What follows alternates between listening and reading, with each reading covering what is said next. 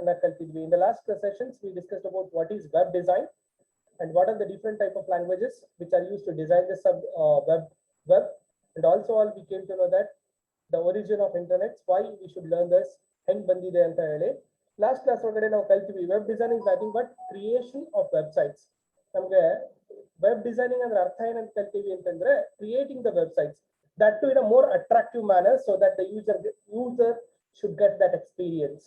ಯಾರು ಅದ್ರ ಮೇಲೆ ಕೆಲಸ ಮಾಡ್ಲಿಕ್ಕೆ ಅವರಿಗೆ ಅದು ಅನುಭವ ಬರ್ಲಿ, ಅದೊಂದು ಎಕ್ಸ್ಪೀರಿಯನ್ಸ್ ಆಗ್ಲಿ, ಅವ್ರ ಅದ್ರ ಒಳ್ಳೆ ಭಾವನೆ, ಅದಕ್ಕೆ ಅವ್ರು ಖುಷಿ ಪಡ್ಬೇಕು, ಎಂಜಾಯ್ ಪಡ್ಬೇಕು. ಈ ವೆಬ್ಸೈಟ್ ಒಳಗಡೆ ನಾ ಕೆಲಸ ಮಾಡತ್ತೀನಿ ಅನ್ನಷ್ಟು ಅಟ್ರಾಕ್ಟಿವ್ ಮಾಡ್ಬೇಕು ಅಂದ್ರೆ ನಾವ್ ಏನೇನ್ ಮಾಡ್ಬೇಕು ಅನ್ನೋದನ್ನ ಈ ಸೆಮಿಸ್ಟರ್ ಒಳಗಡೆ ನಾವು ಕಲಿತಾ ಇದ್ದೀವಿ. That is called as web designing, right? ಈ ವೆಬ್ ಡಿಸೈನಿಂಗ್ ಮಾಡ್ಬೇಕು ಅಂತ ಅಂದಾಗೊಮ್ಮೆ we should learn so many other languages, right? So ಯಾಕೆ ಕಲಿಬೇಕು ವೆಬ್ ಡಿಸೈನಿಂಗ್ ಅಂತಂದ್ರೆ ಡೇ ಟು ಡೇ ಲೈಫ್ ಒಳಗಡೆ we seen that the demand increasing demand of internet ಅದ demand increase ಆಗ್ಲಿಕ್ಕೆ. ಹೆಂಗ್ ಇಂಟರ್ನೆಟ್ ಡಿಮಾಂಡ್ ಇನ್ಕ್ರೀಸ್ ಆಗುತ್ತಾ ಹೆಂಗ್ ವೆಬ್ಸೈಟ್ಸ್ ಗಳು ಇನ್ಕ್ರೀಸ್ ಆಗ್ತಾವು, ಹೆಂಗ್ ವೆಬ್ಸೈಟ್ಸ್ ಗಳು ಇನ್ಕ್ರೀಸ್ ಆಗ್ತಾವ ಹೆಂಗ್ ವೆಬ್ ಡೆವಲಪರ್ ರಿಕ್ವೈರ್ಮೆಂಟ್ ಇನ್ಕ್ರೀಸ್ ಆಗುತ್ತೆ. So being a computer science students we may get the opportunity to be a part of web developers. ಒಬ್ಬ ವೆಬ್ ಡೆವಲಪರ್ ಆಗ್ಬೋದು ಅಥವಾ ಲೇಔಟ್ ಡಿಸೈನರ್ ಆಗ್ಬೋದು, ಬೇರೆ ಬೇರೆ ಪೋಸ್ಟ್ ಗಳು ಬರ್ತಾವೆ ಇದ್ರೊಳಗಡೆ. ಅವನ್ನ ಅರ್ಥ ಮಾಡ್ಕೊಳ್ಳಿಕ್ಕೆ, ಅವನ್ನ ತಿಳ್ಕೊಳ್ಳಿಕ್ಕೆ, ಆ ಜಾಬ್ ಗಳನ್ನ ನಾವು ಮಾಡ್ಲಿಕ್ಕೆ ಎಲಿಜಿಬಲ್ ಆಗ್ಬೇಕು ಅಂದ್ರೆ we should learn this subject. And computer science ವಿದ್ಯಾರ್ಥಿಗಳಾಗಿ ಈ ಸಬ್ಜೆಕ್ಟ್ ಅನ್ನ ನಾವು ಕಲಿಬೇಕಾಗುತ್ತೆ ಅಂತ ಹೇಳಿ ಹಾಕಿದ್ದಾರೆ ನಮ್ಮ ಸಿಲೆಬಸ್ಗೆ. And we also come to know that what are the different languages which support to design this web.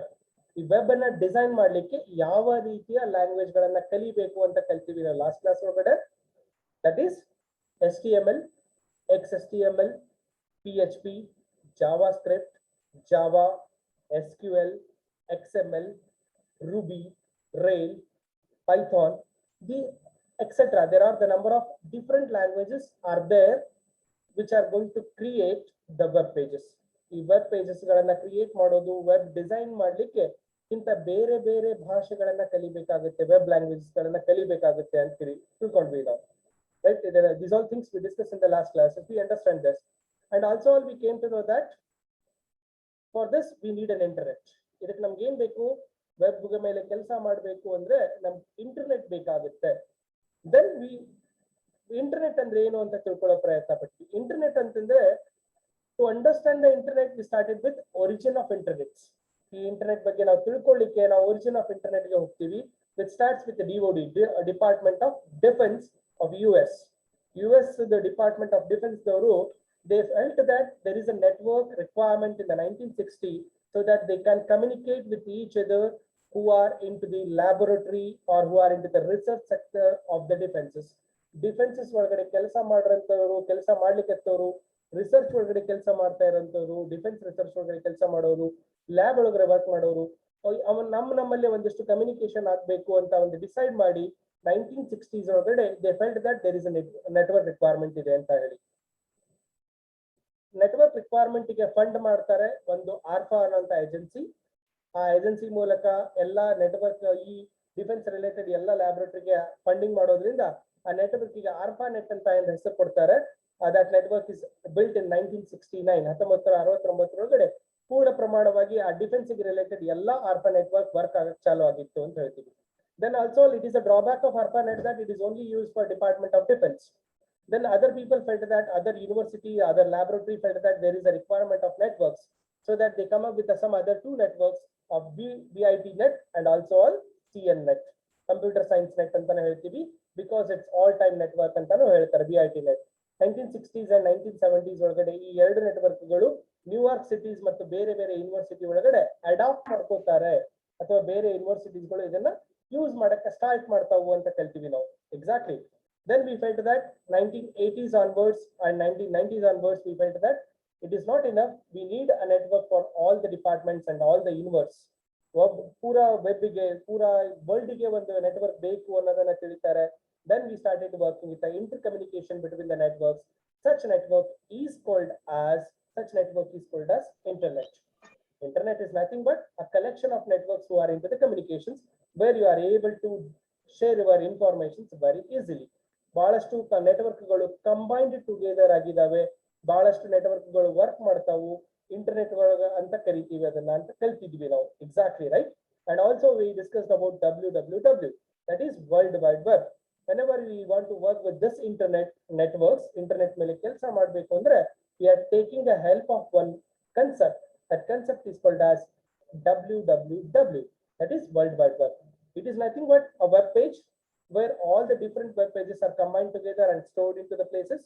ಎಲ್ಲಾ ಬೇರೆ ಬೇರೆ ವೆಬ್ಸೈಟ್ಸ್ ಗಳನ್ನ ವೆಬ್ ಪೇಜ್ ಗಳನ್ನ ಸ್ಟೋರ್ ಮಾಡಿರುವಂತ ಜಾಗಕ್ಕೆ ಆ ಸರ್ವರ್ ದಾಗ ಸ್ಟೋರ್ ಮಾಡಿರುವಂತ ಪ್ಲೇಸ್ಗೆ www ಅಂತ ಕರಿತೀವಿ. ವರ್ಲ್ಡ್ ವೈಡ್ ವೆಬ್ ಅಂದ್ರೆ anyone can access very easily with the help of laptop or with the help of the devices which are connected to internet. It may be mobile, laptop, or it may be desktop.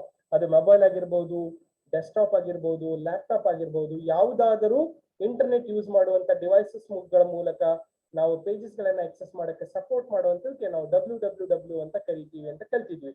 And also we came to know that this www was designed by one particular person. That person name is called as Tim Berners-Lee. Right? Last class ಒಳಗಡೆ ಒಬ್ಬ ವ್ಯಕ್ತಿಯಿಂದ ಇದನ್ನ design ಮಾಡಿದ್ದಾರೆ ಅಂತ ತಿಳ್ಕೊಂಡ್ವಿ. ಅವನಿಗೆ team ಬರ್ನರ್ಸ್-ಲೀ ಅಂತ ಕರೀತಾರೆ. He was an employee in the Geneva, Switzerland. Switzerland ಒಳಗಡೆ ಇರುವಂತವರು. And he is a person who invented the HTML language. Through that, the concept of www or the web page concept has been started. This is what we discussed in the last classes. I hope you all remember this and the topic is clear to you people. Do you have any doubt in this? Let me know that so that I will start with the next sessions very easily. Do you have any doubts? Kindly message me. Yes, in the today's sessions, we are going to deal with the next continuation part of the last classes. That is www na ನಾವು ಕಲಿತಿರೋ www ಅಂತ ಏನು ಕಲಿತಿದ್ದೀವಲ್ಲ ಅದ್ರ ಮುಂದಿನ session ಅನ್ನ ನಾವು ಇವತ್ತಿನ class ಒಳಗಡೆ ತಗೋತಾ ಇದ್ದೀವಿ. Right? How it works. Last class ತಿಳ್ಕೊಂಡಿರೋ ಪ್ರಕಾರ it is a www means it is a page which is created with the help of HTML. When we request, the HTTP means hypertext transfer protocol is active and it will work ಅಂತ ಕಲ್ತಿದ್ವಿ. How exactly it works ಅನ್ನೋದನ್ನ ನಾನು ಇವತ್ತಿನ class ಒಳಗಡೆ ತಗೋತಾ ಇದ್ದೀನಿ. Let me share a screen so that you can understand far better.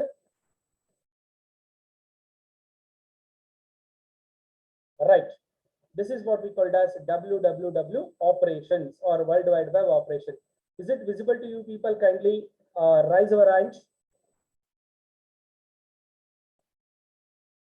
ಕಾಣಿಸ್ಲಿಕ್ಕೆ ಎಲ್ಲರಿಗೂ? Good. Maximum of you people are raising your hand. Very nice. Okay, dear team. Let's start with the first session. Right? www operations. www operation means how exactly it works. ಒಂದು world wide web ಅನ್ನೋದು ಹೆಂಗೆ ಕೆಲಸ ಮಾಡುತ್ತೆ ಅನ್ನೋದನ್ನ ತಿಳ್ಕೊಳ್ಳಿಕತ್ತೀವಿ ಈಗ. It works with the concept of client server approach. ಯಾವ ರೀತಿ ಕೆಲಸ ಮಾಡ್ತದೆ ಅಂತ ಹೇಳಿಕತ್ತೀವಿ ನಾವು ಅಂದ್ರೆ ಇದೊಂದು ಕ್ಲೈಂಟ್ ಸರ್ವರ್ ಅಪ್ರೋಚ್ ಮೇಲೆ ಕೆಲಸ ಮಾಡ್ಲಿಕ್ಕೆ.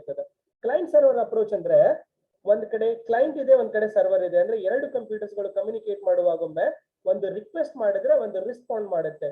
The machine which request is called as a client, the machine which respond is called as server. ಯಾವ ಮಷೀನ್ ರಿಕ್ವೆಸ್ಟ್ ಮಾಡ್ತಾ ಇದೆ, ನನಗೆ ಪೇಜ್ ಬೇಕು, ಈ ಪೇಜ್ ನನಗೆ ಬೇಕಾಗಿದೆ, ಈ ನನ್ನ ಇನ್ಫಾರ್ಮೇಶನ್ ಬೇಕಾಗಿದೆ ಅಂತ ಕಳ್ಸುತ್ತಲ್ಲ, ಅದಕ್ಕೆ ನಾವು ಕ್ಲೈಂಟ್ ಅಂತ ಕರಿತೀವಿ. ಯಾವ ಮಷೀನು ಆ ರಿಕ್ವೆಸ್ಟ್ ಗೆ ರೆಸ್ಪಾಂಡ್ ಮಾಡುತ್ತಲ್ಲ ಅದಕ್ಕೆ ನಾವು ಸರ್ವರ್ ಅಂತ ಕರಿತೀವಿ.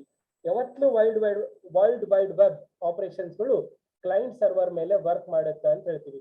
ಹೆಂಗ್ ಕೆಲಸ ಮಾಡುತ್ತೆ ಅನ್ನೋದನ್ನ ಸ್ಟೆಪ್ಸ್ ಮೂಲಕ ಹೇಳಿಕತ್ತೀವಿ. First step, user enters the URL.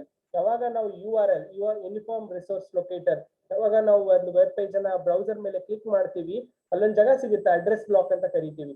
ಅದ್ರ ಮೇಲೆ ಟೈಪ್ ಮಾಡ್ತೀವಿ ನಾವು. ಆ ಟೈಪ್ ಮಾಡೋ ಪ್ಲೇಸಿಗೆ ಆ ಟೈಪ್ ಮಾಡೋದಕ್ಕೆ ಏನಂತ ಕರಿತೀವಿ, URL ಅಂತ ಕರಿತೀವಿ. ಫಾರ್ ಎಕ್ಸಾಂಪಲ್ www.rcub.ac.in ಅಂತ ಹೊಡೆದಿರಿ, it is an URL. Then when you put that URL and when you enter it, then the browser requests the domain name server for the IP address corresponding to rcub.ac.in. ಯಾವಾಗ ನೀವು ಅಲ್ಲಿ type ಮಾಡಿ enter ಅಂತಿರಲ್ಲ, ಅವಾಗ ನೀವು ಏದು ಮೌಜಿಲಾ Firefox ಆಗಿರ್ಬೋದು ಅಥವಾ ನೀವು Google Chrome use ಮಾಡ್ತಾ ಇರ್ಬೋದು, or else you are using some internet explorer or any other browsers. Through that you are requesting to your server that page has to open in my computers.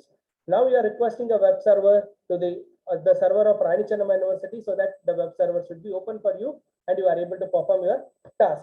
Assuming that you want your syllabus, ನೀವು syllabus ಬೇಕಾಗಿದೆ ಅಂತ open ಮಾಡ್ಲಿಕ್ಕೆ ಅಂತ ಇಟ್ಕೊಳ್ಳೋಣ. ನೀವು ಯಾವ್ದೊಂದು ಕೆಲಸ ಮಾಡ್ಬೇಕು ಅಂತ ಓಪನ್ ಮಾಡ್ತಿರ್ತೀರಲ್ಲ, ಅವಾಗ ನೀವು ರಿಕ್ವೆಸ್ಟ್ ಮಾಡ್ತೀರಿ ವೆಬ್ ಬ್ರೌಸರ್ ಮೂಲಕ. ಫಸ್ಟ್ ಗೆ URL ಹೋಗ್ತೀರಿ, ಅಲ್ಲಿ ಟೈಪ್ ಮಾಡ್ತೀರಿ. ಎರಡನೇ ಸ್ಟೆಪ್ ಎಂಟರ್ ಅಂದಾಗ ರಿಕ್ವೆಸ್ಟ್ ಆಗುತ್ತೆ.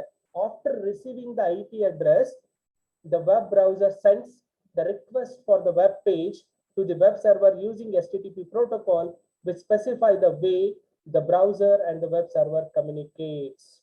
ಯಾವಾಗ ನೀವು IP address identify ಆಗುತ್ತೆ, let us know what is mean by IP address. IP address means internet protocol address. It is nothing but for the people we are having a name. ಒಬ್ಬ ವ್ಯಕ್ತಿಗಳಿಗೆ ಒಂದು name ಅದ, ಹೆಸರು ಕೊಡ್ತೇವಿ, right? ಅಥವಾ ಒಂದು ಮನೆಗೆ ಒಂದು ಹೆಸರು ಕೊಡ್ತೇವಿ, ಆ ಮನೆ ಒಳಗಡೆ ಒಂದು ನಂಬರ್ ಇರುತ್ತೆ, ಆ ಜಾಗಕ್ಕೆ ಒಂದು ಪ್ಲಾಟ್ ನಂಬರ್ ಇರುತ್ತಲ್ಲ, ಆ ನಂಬರ್ಗೆ ಅಡ್ರೆಸ್ ಅಂತ ಕರಿತೀವಿ ನಾವು. It is simple as variable. Variable is having address where the memory location the data is stored. ಒಂದು ಡಾಟಾ ಸ್ಟೋರ್ ಆಗುವಂತ ಒಂದು ಮೆಮರಿ ಲೊಕೇಶನ್ ಅಡ್ರೆಸ್ ಒಂದು ಹೆಸರು ಕೊಟ್ಟಿರಿ, ವೇರಿಯೇಬಲ್ ಅಂತ ಕರಿತೀವಿ. ನೇಮ್ ಅನ್ನೋದು www.rcub.ac.in is a name which contains some address 192.161.1.1 ಅಂತ ಇನ್ನೊಂದು ನಂಬರ್ ಕೊಟ್ಟಿರ್ತಾರೆ. It is a one kind of a unique identification number which is provided by the service. ಯಾರಾದ್ರೂ ಸರ್ವಿಸ್ ಪ್ರೊವೈಡ್ ಮಾಡ್ತಾ ಇರ್ತಾರಲ್ಲ, ನೀವು BSNL ಇಂಟರ್ನೆಟ್ ತಗೊಂಡಿರ್ಬೋದು, ಏರ್ಟೆಲ್ ತಗೊಂಡಿರ್ಬೋದು, ಅಥವಾ ಬೇರೆ ಯಾವ್ದಾದ್ರು ಒಂದು ಜಿಯೋ ತಗೊಂಡಿರ್ಬೋದು, ಆ ಇಂಟರ್ನೆಟ್ ದವರು ಒಂದು ಯುನಿಕ್ ಐಡೆಂಟಿಫಿಕೇಶನ್ ನಂಬರ್ ನ ಕೊಟ್ಟಿರ್ತಾರೆ ನಿಮ್ ಸರ್ವಿಸ್ಗೆ. ಆ ಸರ್ವಿಸ್ಗೆ ಒಂದು ಹೆಸರು ಕೊಡ್ತೀರಿ, ಹೆಸರು ಬೇರೆ, ಅದ್ ನೇಮ್ ನಂಬರ್ ಕೊಡ್ತಿರಲ್ಲ, ಅದಕ್ಕೆ ನಾವು ಇಂಟರ್ನೆಟ್ ಪ್ರೋಟೋಕಾಲ್ ಅಡ್ರೆಸ್ ಅಂತ ಕರಿತೀವಿ, ಅಥವಾ IP ಅಂತ ಕರಿತೀವಿ, ಇಂಟರ್ನೆಟ್ ಅಂತ ಕರಿತೀವಿ. ಆ ಅಡ್ರೆಸ್ ಮೂಲಕ ನಾವು ಐಡೆಂಟಿಫೈ ಮಾಡ್ತೀವಿ ಇದೇ ಸರ್ವರ್ಗೆ ರಿಕ್ವೆಸ್ಟ್ ಆಗಿದೆ ಅಂತ ಹೇಳಿ. ಆ ಸರ್ವರ್ ಹೆಸರು ಇರ್ಬೋದು, ಈಗ ನೀವು www.rcu.ac.in ಅಂತ ನೋಡಿರಿ, ಅಥವಾ ಅದಕ್ಕೆ ಕೊಟ್ಟಿರುವಂತ 162.162.1.1.1 ಅಂತ ಯಾವುದೋ ಒಂದು ನಂಬರ್ ಕೊಟ್ಟಿರ್ತಾರಲ್ಲ, ಆ ನಂಬರ್ಗೂ ಕೂಡ ಹೊಡೆದ್ರು ಕೂಡ ನಡೆಯುತ್ತೆ. That we called as IP address. ಅದ್ರ ಮೂಲಕ ಇಂಟರ್ನೆಟ್ ವರ್ಲ್ಡ್ ಒಳಗಡೆ ಚೆಕ್ ಮಾಡುತ್ತೆ, ರಿಕ್ವೆಸ್ಟ್ ಮಾಡ್ಕೊಳ್ಳುತ್ತೆ with the help of one protocol. ಆ ಪ್ರೋಟೋಕಾಲ್ ಯಾವ್ದ್ರಿ? HTTP, hyper text transfer protocol, which transfer the datas. Right? What do you mean by protocol? Protocol means it is a rule. Protocol ಅಂದ್ರೆ ಒಂದು rule ಇರುತ್ತೆ, ಒಂದು basic rule ಅಂತ ಕರಿತೀವಿ. To communicate two systems, ಒಂದು computer ದಿಂದ ಇನ್ನೊಂದು computer ಮಾತಾಡ್ಬೇಕು, ಡಾಟಾ ಟ್ರಾನ್ಸ್ಫರ್ ಆಗ್ಬೇಕಾಗಿದೆ, ಅಥವಾ ಹೈಪರ್ ಟೆಕ್ಸ್ಟ್ ಮಾರ್ಕಪ್ ಲ್ಯಾಂಗ್ವೇಜ್ ದಿಂದ ಹೊಂಟೀವಿ, HTML ಲ್ಯಾಂಗ್ವೇಜ್ ದಿಂದ ಹೊಂಟೀವಿ, ಅಲ್ಲೊಂದಿಷ್ಟು ರೂಲ್ಸ್ ಗಳನ್ನ ಫಾಲೋ ಮಾಡ್ತೀವಿ, ಅದಕ್ಕೆ ಪ್ರೋಟೋಕಾಲ್ ಅಂತ ಕರಿತೀವಿ. ಫಾರ್ ಎಕ್ಸಾಂಪಲ್, ಯಾವ್ದಾದ್ರು ಒಂದು ಆರ್ಗನೈಸೇಷನ್ ಒಳಗಡೆ ನೀವು ಕೆಲಸ ಮಾಡ್ತಾ ಇದ್ದೀರಿ ಅಂದ್ರೆ, organisation is having their own protocols ಅಂತ ಕರಿತೀವಿ. ಫಾರ್ ಕಾಲೇಜಸ್ ಅದಾವು, ಒಂದು ಕಾಲೇಜ್ 8 ರಿಂದ 12 ಮಾಡ್ತಾ ಇರ್ಬೋದು, ಒಂದು ಕಾಲೇಜ್ 9 ರಿಂದ 1 ಮಾಡ್ತಾ ಇರ್ಬೋದು, ಒಂದು ಕಾಲೇಜ್ 9 ರಿಂದ 5 ಮಾಡ್ತಾ ಇರ್ಬೋದು. Different colleges, different protocols. Yes, all the colleges may comes under universities, but they are having their own rules and regulations. ಈಗ ಸ್ಟೇಟ್ಸ್ ಹೋಗ್ತೀವಿ, ನಾವೆಲ್ಲ ಸ್ಟೇಟ್ಸ್ CM ಗಳು ತಮ್ಮದೇ ಆದಂತ ರೂಲ್ಸ್ ಅಂಡ್ ರೆಗ್ಯುಲೇಷನ್ಸ್ ಮಾಡ್ಕೊಂಡು ಮೇಂಟೈನ್ ಮಾಡ್ತಿರ್ತಾರೆ. May be they are comes under the control of prime minister, but still they are having their own rules and regulations. Those are called as protocols. ಹಂಗ ಇಲ್ಲಿ ಬೇರೆ ಬೇರೆ network ಗಳು ಅದಾವು, ಆದ್ರೆ ಎಲ್ಲಾ ನೆಟ್ವರ್ಕ್ ಗಳು ಕಮ್ಯುನಿಕೇಟ್ ಮಾಡ್ಬೇಕಂದ್ರೆ ಒಂದೇ ರೂಲ್ಸ್ ಅನ್ನ ಫಾಲೋ ಮಾಡ್ಬೇಕು, ಅದಕ್ಕೆ ಪ್ರೋಟೋಕಾಲ್ ಅಂತ ಕರೀತಾರೆ. ಹಂಗ ಇಲ್ಲಿ HTML ಲ್ಯಾಂಗ್ವೇಜಸ್ ಗಳ ಒಳಗಡೆ ನೀವು ಏನೆಲ್ಲ ಕ್ರಿಯೇಟ್ ಮಾಡಿರಿ, how you are created all the HTML pages, those HTML pages has to communicate with the help of HTTP protocols. Through that the browser and the servers will communicate. ಯಾವ್ದು request ಮಾಡ್ತಾ ಇದೆ, ಯಾವ್ದು respond ಮಾಡ್ತಾ ಇದೆ, ಅವೆರಡು communicate ಆಗ್ಬೇಕಂದ್ರೆ ನಮ್ಗೆ ಏನ್ ಬೇಕು ಅಂತ ಹೇಳಿಕತ್ತಾನ ಅವನು, HTTP ಬೇಕು ಅಂತ ಹೇಳಿಕತ್ತಾನ. Then the web server receive the request of the HTTP protocol and checks it search for the requested web page. ಅದ್ರ ಮೂಲಕ ಕಮ್ಯುನಿಕೇಟ್ ಆಗ್ತದ. ಸರ್ವರ್ ರಿಕ್ವೆಸ್ಟ್ ಅನ್ನ ತಗೊಂಡು ಚೆಕ್ ಮಾಡ್ತದ, ನನ್ನ ಹತ್ರ ಆ ಪೇಜ್ ಅದನೋ ಇಲ್ಲೋ ಅಂತ ಹೇಳಿ. If page is there, then it will return to the web browser. If page is not there, then it will say that it is not available to the HTTP. HTTP close ಮಾಡ್ಬಿಡುತ್ತೆ, connection ಅನ್ನ close ಮಾಡ್ಕೊಂಡ್ ಬಿಡುತ್ತೆ. Now the web browser receive the pages interpret. ನಿಮ್ಗೆ page ಏನಾಗ್ಬಿಡುತ್ತೆ, display ಆಗ್ತದ, ಕಾಣಿಸ್ತದ ಅಂತ ನಾವು ಹೇಳ್ತೀವಿ. Right? I hope so you understood now.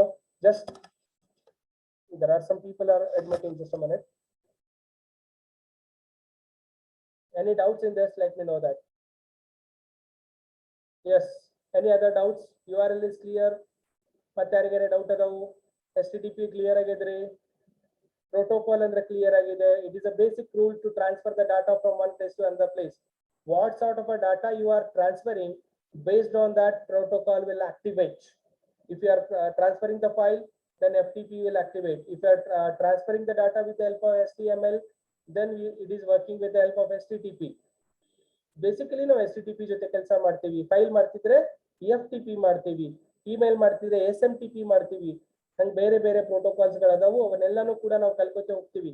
Probably you are learn this in the computer networks.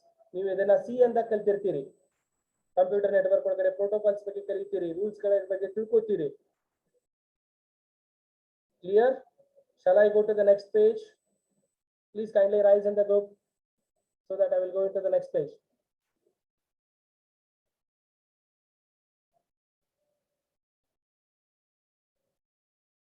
Right dear, there are some members are left, only 39 members entered.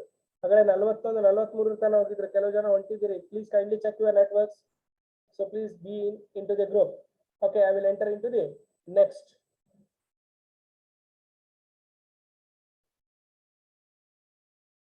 Just a minute. Yes, dear. Now I will go to the next slide. This is our next slide.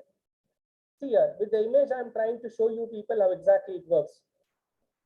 Web browser, it is a client computer. Web server is a server computers. It requests a web page to the server through the internet. It is in the form of HTML. Web page will reply with the pages. This is common diagrammatic ತೋರಿಸ್ತೀವಿ. Whenever you work with this, you are working with the three concepts. ಯಾವಾಗ ನೀವು ಇದರ ಮೇಲೆ ಕೆಲಸ ಮಾಡಾಕ್ತಿರಲ್ಲ, ಇದರ ಮೇಲೆ ಮೂರು computers ಅದಾವೆ. ಇಲ್ಲಿ ಮೂರು concepts ಗಳದಾವೆ. These technologies include hypertext markup language, hypertext transfer protocol, and also all web browsers. ಇಲ್ಲಿ ಮೂರರ ಮೇಲೆ ಕೆಲಸ ಮಾಡ್ತೀವಿ ಅಂತ ಹೇಳ್ತೀವಿ ನಾವು. ಒಂದು HTML ಇದೆ, ಇನ್ನೊಂದು HTTP ಇದೆ, ಇನ್ನೊಂದು ವೆಬ್ ಬ್ರೌಸರ್ ಇದೆ. ಅಂದ್ರೆ ಯಾವಾಗ ನಾನು ಒಂದು ಪೇಜ್ ಅನ್ನ ರಿಕ್ವೆಸ್ಟ್ ಮಾಡ್ತೀನಿ ಅವಾಗ ಇವು ಮೂರು ಕೂಡ ವರ್ಕ್ ಆಗ್ತಾವು. ನಾನು ಒಂದು ಪೇಜ್ಗೆ ರಿಕ್ವೆಸ್ಟ್ ಮಾಡ್ಕೊಂಡಿನಿ, ಒಂದು ಪ್ರೋಟೋಕಾಲ್ ಆಕ್ಟಿವೇಟ್ ಆಗುತ್ತೆ, ವೆಬ್ ಬ್ರೌಸರ್ ಮೂಲಕ ರಿಕ್ವೆಸ್ಟ್ ಮಾಡ್ಕೋತೀನಿ, HTML ಪೇಜ್ ಅನ್ನ ರಿಕ್ವೆಸ್ಟ್ ಮಾಡ್ಕೋತೀನಿ, ಪ್ರೋಟೋಕಾಲ್ ಮೂಲಕ ರಿಕ್ವೆಸ್ಟ್ ಮಾಡ್ಕೊಂಡಾಗ ಅದೇ ಈ ಮೂರೂನು ಆಕ್ಟಿವ್ಲಿ ವರ್ಕ್ ಮಾಡಿದಾಗ ಒಂದು ಪೇಜ್ ನನಗೆ ರೆಸ್ಪಾಂಡ್ ಆಗುತ್ತೆ. So one by one, at least basic ತಿಳ್ಕೊಳ್ಳೋಣ. In the next classes we are going to discuss about detailed about HTML, detailed about browsers, detailed about web pages. Now I will give a glimpse about the HTML language. It is a markup language used for creating the web pages. HTML ಬೇಕು ಅಂತ ಹೇಳಿಕತ್ತಾರಲ್ಲ, ಇದೊಂದು web page ಅನ್ನ create ಮಾಡ್ಲಿಕ್ಕೆ use ಮಾಡುವಂತ ಒಂದು language. It describes the structure of the web pages through the HTML elements or tags. ಇದು web page ಹೆಂಗದ, ಇದು ಯಾವ ರೀತಿ ಅದ ಅನ್ನೋದನ್ನ ಡಿಸ್ಕ್ರೈಬ್ ಮಾಡುತ್ತೆ. ಅದು ಎದ್ರ ಮೂಲಕ ಮಾಡ್ತದ? ಟ್ಯಾಗ್ಗಳ ಮೂಲಕ. ಟ್ಯಾಗ್ಸ್ ನೀವು ಹೆಂಗ್ ಪ್ರೋಗ್ರಾಮಿಂಗ್ ಲ್ಯಾಂಗ್ವೇಜಸ್ ಕಲಿಯುವಾಗ ಎಲಿಮೆಂಟ್ಸ್ ಬರ್ತಾವು ನಿಮ್ಗಲ್ಲೇ, ಇದು ವೇರಿಯೇಬಲ್ ಆಗಿರಬಹುದು, ಅಥವಾ ನೀವು ಕೀವರ್ಡ್ಸ್ ಆಗಿರಬಹುದು, ಅಥವಾ ಮೇನ್ ಫಂಕ್ಷನ್ಸ್ ಆಗಿರ್ಬಹುದು ಅಂತ ಹೇಳ್ತಿರಲ್ಲ. ಇಲ್ಲಿ HTML ಒಳಗಡೆ a small individual unit of the HTML language is called as a tag. It is a tag based language. ಇಲ್ಲಿ ಒಂದೊಂದು ಕಮಾಂಡ್ ಗಳನ್ನ ಕೊಡ್ತೀವಿ, ಆ ಕಮಾಂಡ್ ಗೆ ನಾವು ಏನಂತ ಕರಿತೀವಿ? ಟ್ಯಾಗ್ ಅಂತ ಕರಿತೀವಿ. Individual tag will design the web page. ಒಂದು ಟ್ಯಾಗ್ ಒಂದು ಕೆಲಸ ಮಾಡುತ್ತೆ. ಅದು ಫಾಂಟ್ ಸ್ಟೈಲ್ ಇರ್ಬೋದು, ಫಾಂಟ್ ಕಲರ್ ಇರ್ಬೋದು, ಬ್ಯಾಕ್ ಗ್ರೌಂಡ್ ಹಾಕ್ಲಿಕ್ಕೆ ಇರ್ಬೋದು, ಫಾಂಟ್ ಮಿಡಲ್ ಬರ್ಲಿ ಅಂತ ಇರ್ಬೋದು. ಅದಕ್ಕೋಸ್ಕರ ಒಂದೊಂದು ಟ್ಯಾಗ್ ಗಳನ್ನ ಯೂಸ್ ಮಾಡ್ತೀವಿ. ಅದು ಒಂದು ವೆಬ್ ಪೇಜ್ ಅನ್ನ ಸ್ಟ್ರಕ್ಚರ್ ಮಾಡ್ತದ ಅಂತ ಹೇಳ್ತಾರೆ. These tags are used to organize the pieces of contents, heading, paragraph, tables, images and more. Right? ಎಲ್ಲ ಟ್ಯಾಗ್ಗಳು ಪ್ಯಾರಾಗ್ರಾಫ್ ಕ್ರಿಯೇಟ್ ಮಾಡ್ಲಿಕ್ಕೆ, ಟೇಬಲ್ ಕ್ರಿಯೇಟ್ ಮಾಡ್ಲಿಕ್ಕೆ, ಫಾಂಟ್ಸ್ ಗಳನ್ನ ಸ್ಟೈಲ್ ಮಾಡ್ಲಿಕ್ಕೆ ಯೂಸ್ ಮಾಡ್ತಾವು ಅಂತ ಹೇಳ್ತೀವಿ. You don't see HTML tags when you open a web page as a browser. Don't display the tags. Use them only to content of the web pages. ನೀವು ಯಾವಾಗ web browser ಮೂಲಕ ಇದನ್ನ open ಮಾಡ್ತೀರಿ ಅವಾಗ ನಿಮ್ಗೆ ಟ್ಯಾಗ್ಸ್ ಗಳು ಕಾಣಿಸಂಗಿಲ್ಲ, content ಕಾಣಿಸುತ್ತೆ. ವೆಬ್ ಬ್ರೌಸರ್ ಮೂಲಕ ನಾವು ಆಕ್ಸೆಸ್ ಮಾಡಿದಾಗ ಓನ್ಲಿ ಕಂಟೆಂಟ್ ಅನ್ನ ವಿಜುವಲೈಸ್ ಮಾಡಬಹುದು, ಟ್ಯಾಗ್ ಅನ್ನ tags ಗಳನ್ನೆಲ್ಲ.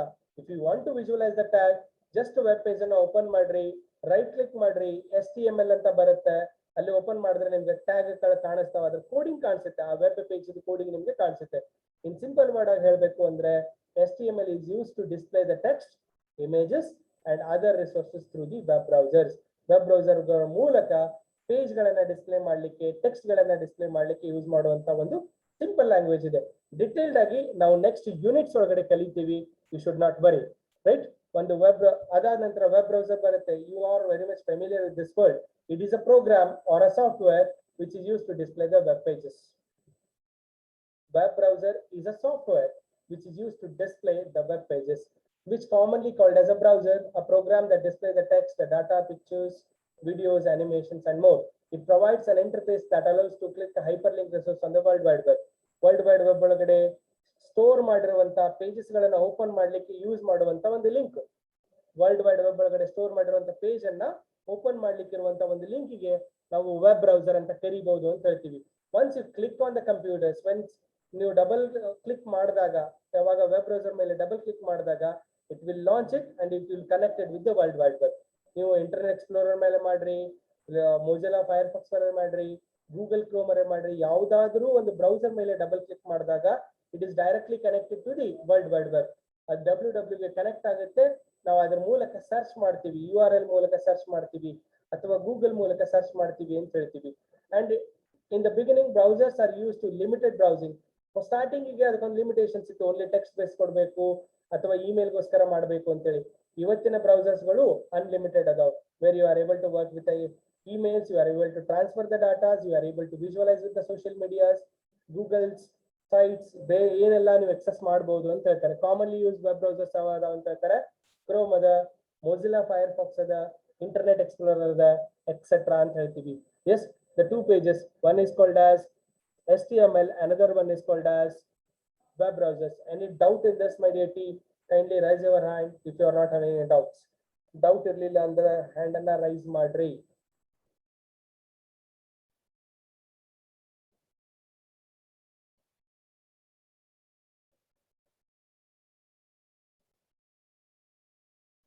Anjali, Abhishek Suryavanshi, Akash ಅಮಡೆ,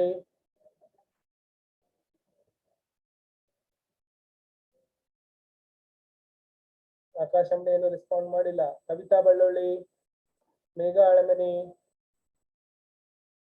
Megha Math, Nikhita, you are not responded, my dear.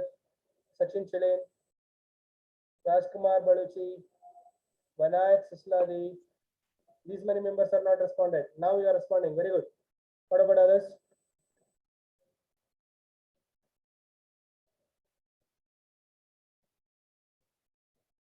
Seven members are responded. You are clear with the concepts. Once the theoretical part will over, I will start taking your classes with the help of boards. You should not worry. Nimd internet check madri, Nikita. Kindly check your internet. Check your internet. Sound clear adari. Nim kade check madಕೊಳ್ಳಿ.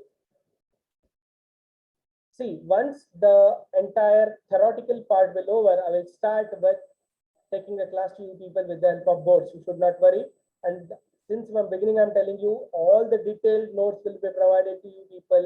You should work on that. ನಿಮ್ಗೆ detailed notes ಗಳನ್ನ ಕಳಿಸ್ತೀವಿ, ತಲೆ ಕೆಡಿಸ್ಕೋಬೇಡ್ರಿ, ಅದನ್ನ detail ಆಗಿ ಕೊಡ್ತೀನಿ. Just you should work regularly. Daily 3 class ಅನ್ನ attend ಆಗ್ರಿ, ತಪ್ಪಿಸ್ಬೇಡ್ರಿ, classes ಅನ್ನ miss ಮಾಡ್ಕೊಳ್ಳಿಕ್ ಹೋಗ್ಬೇಡ್ರಿ. Clear? And one more thing I would like to discuss with you people. Just a minute, I will stop the recording.